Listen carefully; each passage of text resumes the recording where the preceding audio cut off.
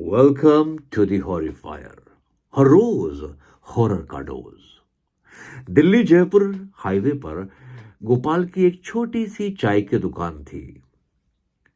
गोपाल की आर्थिक हालत बहुत कमजोर थी, वो बहुत गरीब था।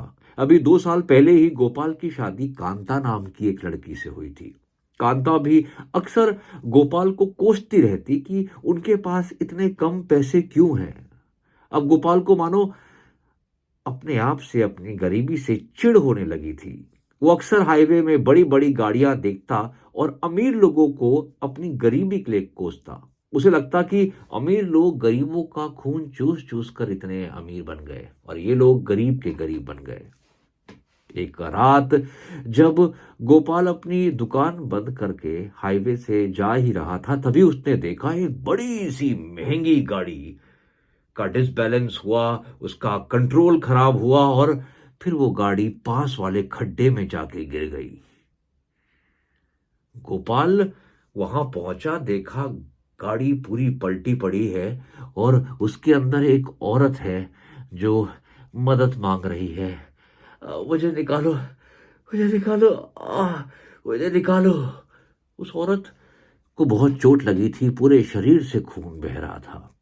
गोपाल ने अपना हाथ उसे निकालने के लिए आगे बढ़ाया ही था कि तभी गोपाल की नजर उस औरत के गले में सोने की एक चेन पर गई।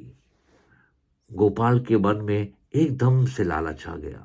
गोपाल ने अपना हाथ उस औरत की तरफ ना बढ़ाकर उस औरत के गले की तरफ बढ़ाया और वो चेन लेकर वहां से निकल गया। वो औरत चिल्लाती रही मदद के लिए, मगर गोपाल चुपचाप से अपनी साइकिल में बैठकर अपने घर चला गया। अगले दिन पता चला कि उस एक्सीडेंट में एक बड़े घर की एक औरत की मौत हो गई थी। गोपाल ने वो चेन चुपके से अपने घर में जाकर कहीं छुपा दी थी। दिन बीतते रहे और फिर 2-3 हफ्ते बाद गोपाल ने वो चेन बाहर निकाल ली और अपनी बीबी कांता को दी, जो अक्सर उस पर चिल्लाया करती थी। गोपाल ने वो चेन जैसे ही कांता को दी, कांता की खुशी का ठिकाना नहीं रहा। गोपाल ने कांता को कहा कि तू हमेशा मुझे कहती थी कि मैंने तुझे कभी कोई महंगी चीज नहीं दी, ये पकड़, ये बहुत महंगी है। कांता ने गोपाल से पूछा कि ये आई कहां से, तो गोपाल ने बोला, बस तेरे को मिल गई है, यही सोचकर खुश हो जा। और फिर कांता ने भी कोई सवाल जवाब नहीं किए, क्योंकि उसके पास बहुत मोटी सोने की चेन जो आ गई थी। कांता ने उस दिन गोपाल के लिए खूब अच्छा खाना बनाया, बहुत मीठी मीठी बातें करी और गोपाल को मानो ऐसा लगा कि उसने अपनी जिंदगी का सारे पाप उस दिन धो दिए हों। बीबी इतनी मीठी मीठी बातें जो करने लगी थी उससे, क्योंकि कांता भी कहीं ना कहीं सेल्फिश थी। उसे भी वो चीज मिल गई थी जो उसने कभी सोची भी नहीं थी। गोपाल सुबह अपने चाय की दुकान पर आ गया और कांता उस दिन पूरे दिन भर अपने आप को आईने में निहारती रही, वो चेन पहनकर। रात का समय हो गया था, करीबन 8:30-9 बज रहे थे, जब गोपाल ने अपना छोटा सा वो चाय का ढाबा बंद करके वापस साइकिल में अपने घर की तरफ निकल जाने की सोची। अभी उसकी दुकान में एक आदमी चाय पी ही रहा था और गोपाल जाने की तैयारी कर रहा था कि एकदम से वहां पर कांता आ गई। गोपाल उसको देखकर हैरान हो गया। उसने कहा, अरे कांता, तुम यहां क्या कर रही हो भाई? कांता चुपचाप थी।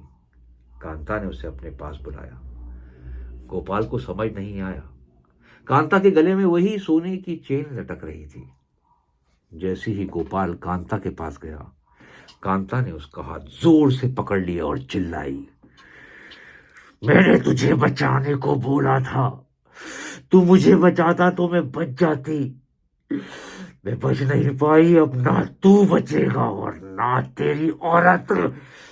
और उसने गोपाल को कसकर पकड़ लिया और गोपाल बाहर निकलने की कोशिश कर रहा था कि उस कांता ने उसको पकड़ा और पास में आने वाले ट्रक के आगे कूद गई और ट्रक ने दोनों गोपाल और कांता को उड़ा दिया। दोनों की रोड में गिरकर तड़प तड़प के मौत हो गई। वो जो आदमी चाय पी रहा था वो देखकर हैरान हो गया।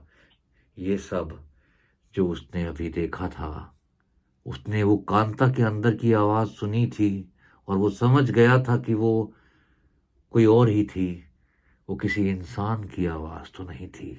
और इतनी ताकत उसमें कहां से आ गई थी कि उसने गोपाल को उठाकर अपने साथ रोड के बीचों बीच लाकर खड़ा कर दिया था।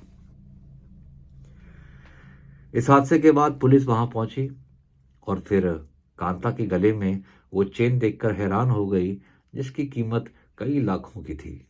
पुलिस ने रिपोर्ट लिखवाई और फिर समझ में आ गया कि उस रात जो कार में एक्सीडेंट हुआ था, ये चेन उसी औरत के गले की थी।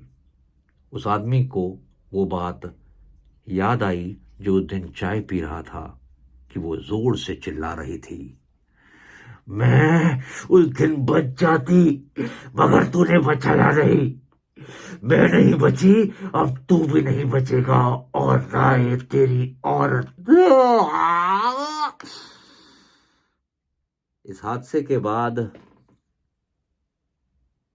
वो आदमी आज तक सोचता है कि काश गोपाल ने उस औरत के गले में चेन ना देखकर एक अच्छे इंसान होने का फर्ज निभाया होता तो वो और उसकी पत्नी कांता आज जिंदा होते।